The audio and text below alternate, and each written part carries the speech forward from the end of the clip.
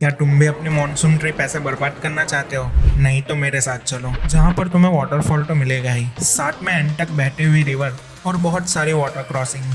तो सबसे पहले तुम्हें तुम्हारे खरूस बॉस से लेनी पड़ेगी छुट्टी। मैं ट्रेन से ट्रैवल करने वाला था तो मुझे 10 दिन तो चाहिए ही थे। तो सबसे पहले मैंने ट्रेन पकड़ी सूरत से पठानकोट तक की। पठानकोट पहुंचते ही मुझे मेरे ट्रिप के बाकी के मेंबर्स मिले।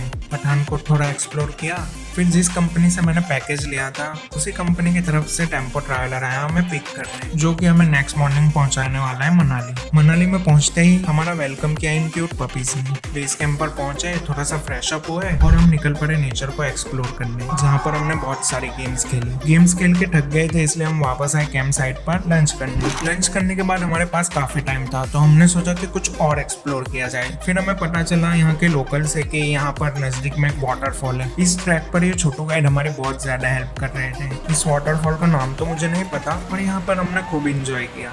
इस वाटरफॉल में मेरी एक स्लीपर गिर गई थी, इसलिए मुझे रिटर्न ट्रैक एक ही स्लीपर के साथ करना पड़ा। आज की रात हमारी इसी कैंप साइट में होगी। अगले मॉर्निंग हम निकलेंगे हमटा पास के लिए। तो हमारा टेम्पो ट्रैवलर आ चुका है, जो कि हमें ड्रॉप करेगा ट्रैक के स्टार्टिंग पॉइंट पर, जो कि है जोबरी। मेरे पैकेज में पिक एंड ड्रॉप इंक्लूड था। अगर आप खुद से भी आना चाहते हो तो यहाँ आकर टेम्पो ट्रैवलर और टैक्सी बुक करवा सकते हो। तो जैसे जैसे हम जोबरी पहुंचने वाले हैं वैसे वैसे हमारे नेटवर्क हमारे फोन से गायब होने लगे हैं। तो कुछ ही देर में हम इंटरनेट की दुनिया से बहुत दूर और नेचर के बहुत करीब जाने वाले हैं। तो हमारे ट्रैक के स्टार्टिंग पॉइंट पर एक ढाबा था, जहाँ पर हमने मैगी खाई और मैगी खाने के बाद हमने हमारा ट्रैक स्टार्ट किया। अभी तो ट्रैक करके थोड़ी दूरी पर पहुंचे ही थे कि नेचर ने हमारा इतना अच्छा वेलकम किया, मैंने सोचा नहीं था। ये व्यूज मेरी एक्सपेक्टेशन से ज्यादा ब्यूटीफुल है। हमारे साथ पूरे ट्रैक में रहेंगे हमारे 2 गाइड। आप अकेले भी ये ट्रैक कर सकते हो। मैंने कुछ लोगों को देखा भी है जो अकेले ट्रैक पर आए हैं यहाँ पर, और उनको जो प्रॉब्लम्स हो रही है वो भी मैंने देखी है। सो मेरा सजेशन है कि आप गाइड्स लेकर ही आए यहाँ पर। और सबसे बेस्ट बात बताऊं, यहाँ से आगे आपको कोई पानी का आर्टिफिशियल सोर्स नहीं मिलने वाला। यहाँ से आगे हमें बस ये पहाड़ों से निकलता हुआ प्योर वाटर ही मिलने वाला है, जो कि हमें पूरे ट्रैक पर कंज्यूम करना है। और ये पानी सच में बहुत क्लियर और रिफ्रेशिंग है। फिर आगे का ट्रैक कंप्लीट करके हम पहुंच गए थे हमारे फर्स्ट बेस कैंप पर, जो कि था चिका।